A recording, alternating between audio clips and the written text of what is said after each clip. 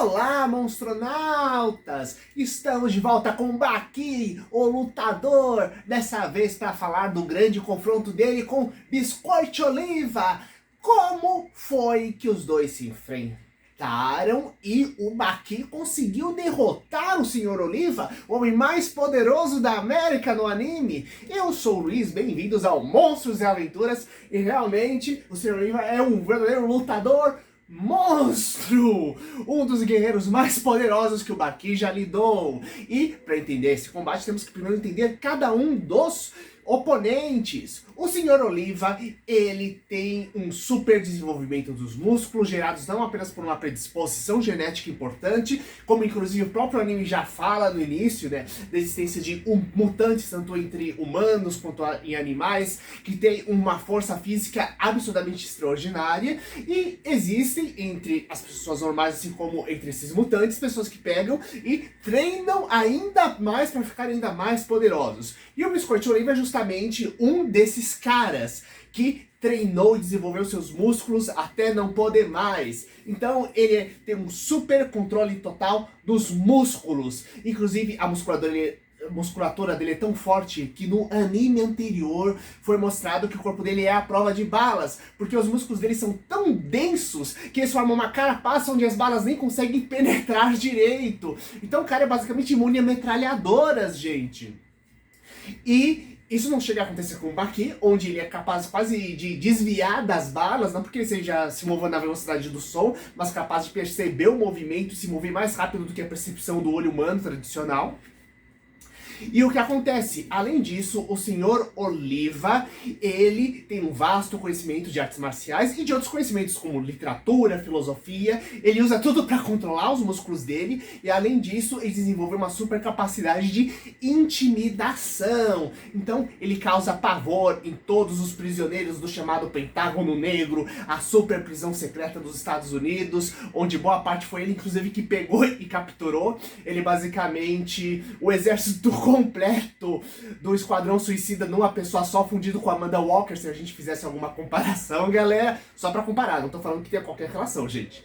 Então, esse é o Sr. Oliva, o mestre da musculatura humana, junto com uma super capacidade de causar pavor nos adversários, de controlar a mente. Isso é importante porque, gente, 1/3 de todos os combates do Baki envolve a capacidade tanto de você iludir o oponente, quanto de causar medo no oponente, quanto de você resistir a essa capacidade de manipulação mental. Isso é fundamental. Inclusive o próprio Baki, ele percebe esses joguinhos do Sr. Oliva ao longo da história, e ele vai meio que pouco a pouco fazendo diversas atitudes para tirar o equilíbrio emocional do Sr. Oliva desde que ele entrou lá dentro. Tanto que o Sr. Oliva só aceita participar do combate com o Baki por causa que chegou no momento onde ele estava prestes a perder o respeito de todos os prisioneiros por causa das ações do Baki lá dentro da história. E não vamos entrar na questão de como pronuncia o nome do Baki ou Baki, que esse não é importante.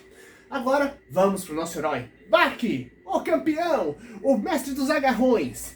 Ele foi mostrado na última temporada e reforçado aqui o controle que ele tem sobre a musculatura, que não chega a ser em nível do Sr. Oliva, mas uma coisa importante, ele é capaz de usar esse controle da musculatura para controlar o fluxo de sangue pelo corpo todo, inclusive dentro dos órgãos internos, se percebermos. Temos que lembrar, em primeiro lugar, uma coisa básica. No combate do torneio Haitai, no primeiro que ele fez, o Baki, ele mostrou que ele adquiriu um controle tão grande como o próprio metabolismo, que ele foi controlar a eliminação de toxinas do corpo durante um combate. E como provavelmente ele fez isso, inclusive eu cheguei a fazer um vídeo aqui no canal, veja a nossa playlist do torneio Haitai, no qual eu comento somente sobre esse episódio, inclusive em uma dessas explicações. E o que acontece? Aqui foi mostrado o Baki, ele saindo das algemas, controlando o fluxo sanguíneo dos dedos dele através da pressão dos músculos.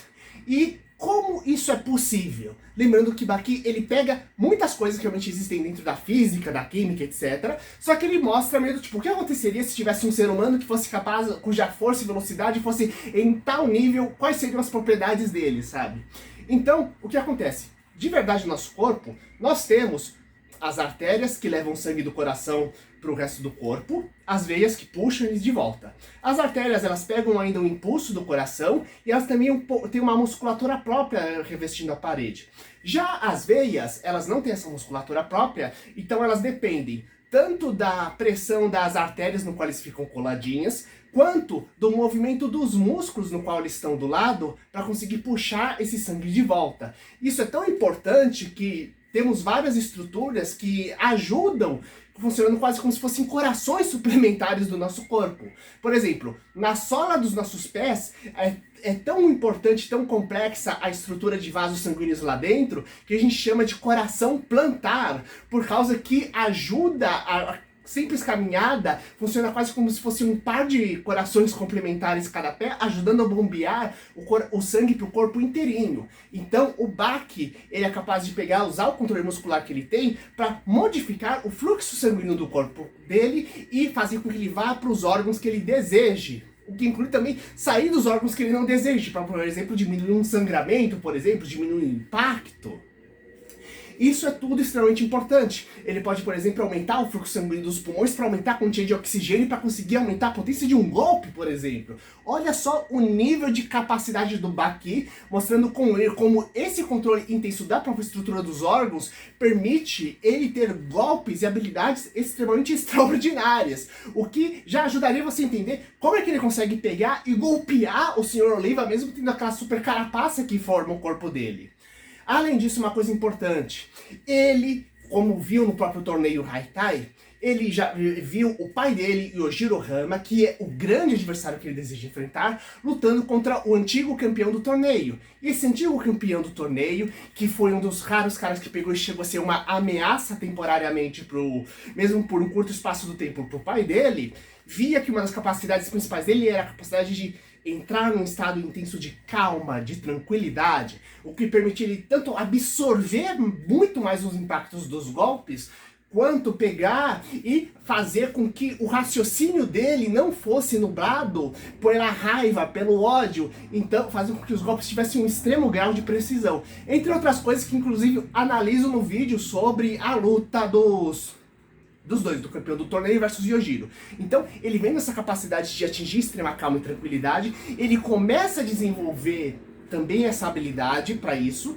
e isso é mostrado, inclusive, que ao longo de todo esse anime, ele sempre mantém um extremo controle emocional, ao mesmo tempo que ele vive provocando o Senhor Oliva. Isso é muito interessante, porque lembra que eu falei que a principal capacidade do Senhor Oliva era a de intimidação? Então, controle muscular, intimidação. Então, intimidação não funciona com Baki. Então, esquece metade disso.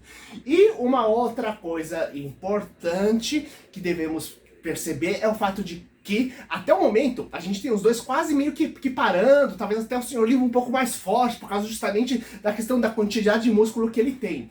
E esse controle muscular, fazendo capaz ele é tão grande que ele pode assumir até umas formas meio bizarras, com uma forma meio tatu-bola, que ele assume quase como se fosse uma couraça indestrutível quando ele pega e luta contra o Baki. Só que mesmo essa forma, ela é rapidamente derrotada pelo Baki, porque logo no segundo episódio desse anime, a gente descobre que o Baki, ele está fazendo lutas mentais, e ele pega justamente para pegar e lutar a imagem mental de um louva-deus em tamanho humano. Então, quando ele faz essa simulação de combate, até dar um jeito de conseguir vencer esse louva-deus, o que ele está fazendo?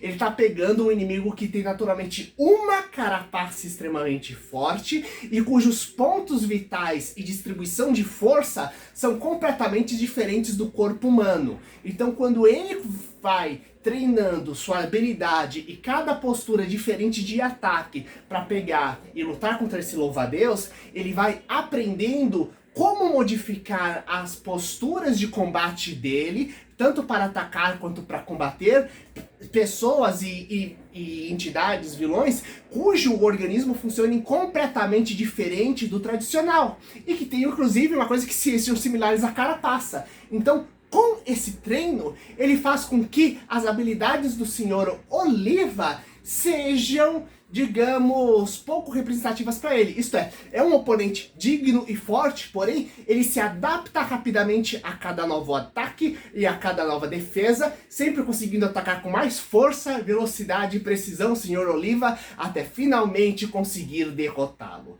E assim que, na minha opinião, eu acredito que foi que o Baki conseguiu vencer o homem mais forte da América, e agora vamos torcer para chegar logo a nova temporada, onde temos um Homem das Cavernas vindo diretamente para pegar e lutar contra o Baki. Aparentemente um mutante cujo corpo é muito similar ao pai dele, o do Yojiro Hama, provavelmente algum tipo de mutante da pré-história. E vocês, quais são as suas expectativas, o que acharam desse combate e acharam dessa análise? Coloque aqui embaixo, compartilhe com seus amigos, sigam a gente e até mais, galera!